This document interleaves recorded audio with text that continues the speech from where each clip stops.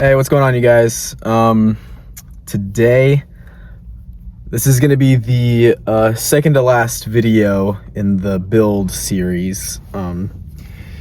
It's the last video that I'll post before the actual meet, which is just a few days away from now. Today is Tuesday. The meet is on Sunday. So yeah, this is the last thing that I'm posting before that meet. Last week, I hit a 595 deadlift, which felt good. My deadlift always peaks pretty hard, so I imagine that I'll be good for over 600 meet day.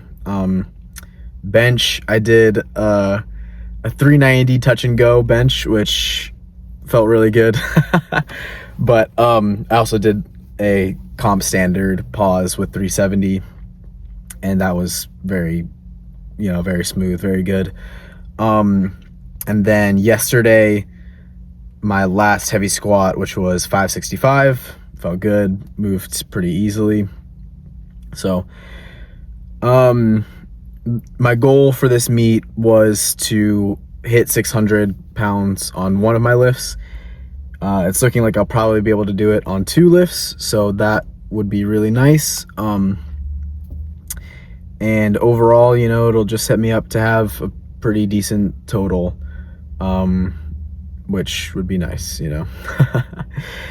So, today's video, actually earlier today, my uncle texted me and he asked me a question. He asked me how prepared I feel for this meet.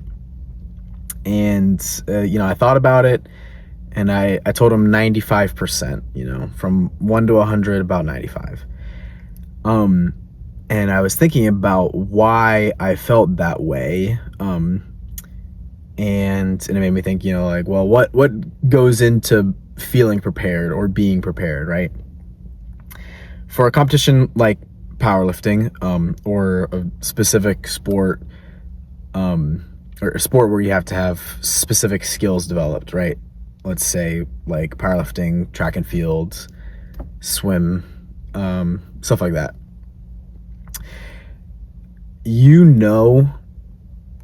As you get closer to the competition, like what you're going to be good for, right? If let's say that you've been doing track meets, like you've been doing whatever local invitational meets over the last few months, and you've consistently been hitting around these times, getting faster as you go, but around let's say 10:9 in the 100 meter. You've been consistently hitting somewhere between 11:1 and 10:8 in the 100 meter.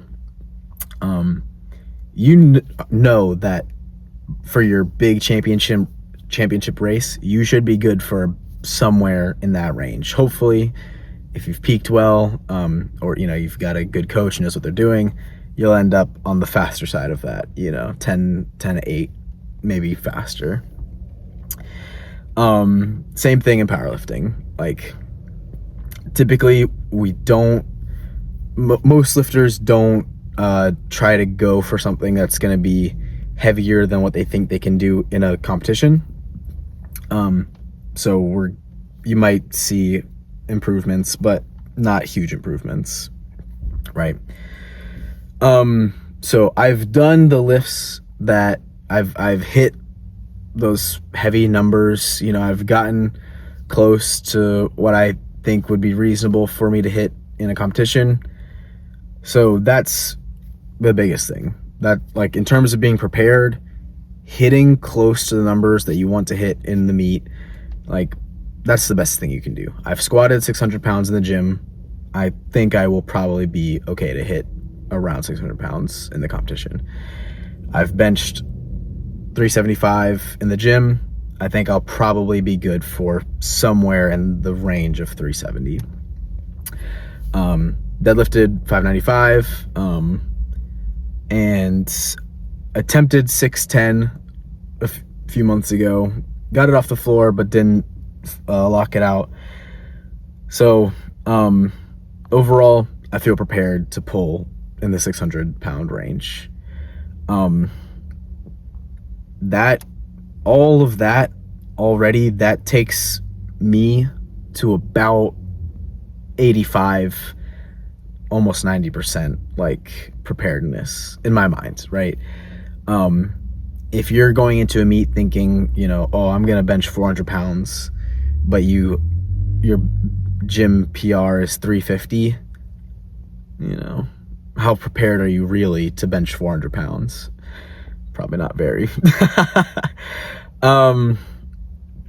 So that's, for me, like that gets me to about 85% preparedness. On top of that, I've been on top of my diet. You know, I eat pretty much the same thing every day.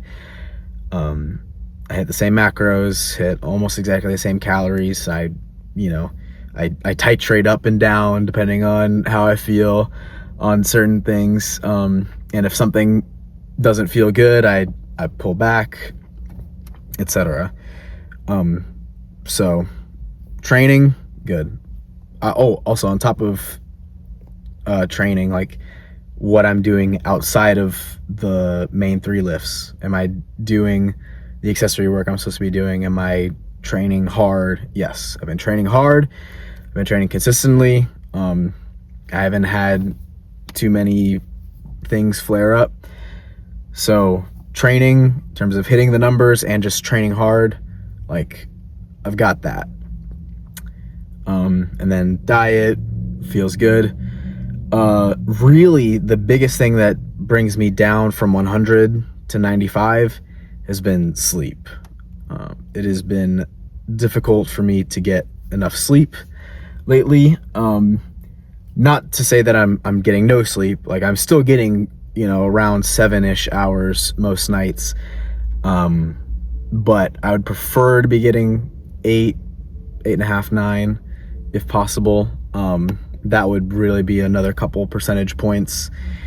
And it's not, you know, it's not like my life is so hectic that I can't manage to. I just, for whatever reason, I go to sleep, I wake up 7 hours later, and instead of feeling like refreshed like some people do at 7 hours of sleep, I wake up and I feel groggy, and I like have to, you know, roll out of bed and try to wake myself up for the rest of the day, which is fine.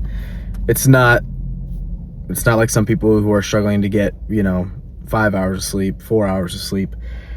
It's just a little something that takes me down.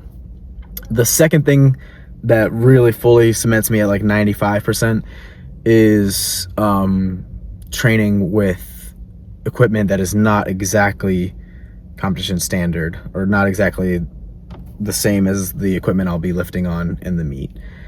Now, this is something that most people have to deal with. It's very rare that you get to train at a gym that has the exact same equipment you'll be competing on. I was very lucky training at Capital City Barbell in Tallahassee. The equipment at that gym is, I mean, it's as good as it gets, and it is also generally the same equipment that will be used at meets. The owner of that gym is a meet director. He hosts meets at that gym. So yeah, basically I would get to use the same bench. Not only was it the same brands of bench or anything like that. Sometimes if I did a meet at that gym, Capital City Barbell, I would actually use the exact bench and exact platform and exact bar that would be used in the competition. Now I'm still using competition, or I'm using a stiff bar, a 20 kilo stiff bar. I'm using calibrated plates, but they're pound plates, not kilo plates.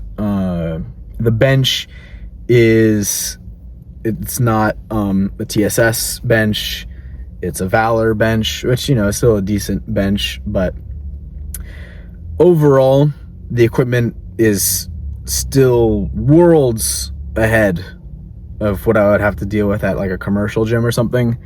So I would say that in terms of how close that equipment is to the competition, it's, you know, it's like 90% there. And if it's 90% there, that's the equipment is only a fraction of my total preparedness and how prepared I feel. So brings it down maybe like a percent. So in total, I feel about 95% prepared. And I'd say it's a good number to be at. I feel that most people kind of go into a meet being around 70 to 80% prepared, which is still good. Of course, you know, things get in the way, make it hard to be as prepared as you can be. I'm not trying to say that people should try to be 90% plus prepared for everything that they do. It's not possible a lot of times. So I'm very grateful that I am able to be 95% prepared for this competition when in general it's very difficult to make that happen. It is important to try to be as prepared, to try to be more prepared for things if you can.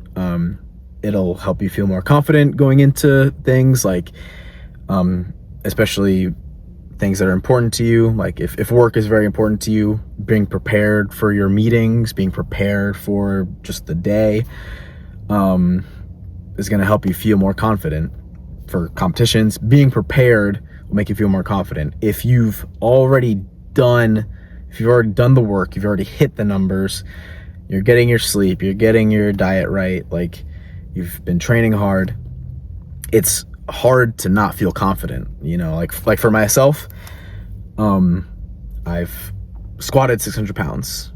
One of my goals is to squat 600 pounds in a meet.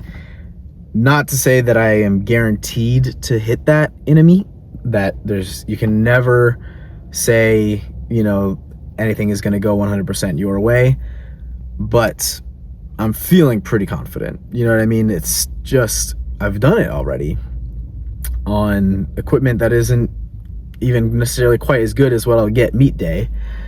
And I've gained some weight. I'm bigger, stronger. Yeah. Anyway, that's my talk. If you can be more prepared, go for it. If not, don't stress. Obviously, life gets in the way of everything, or it can get in the way of a lot of things. All we can do is our best. So I'll see you guys in the next one, where I will talk about how the meet went.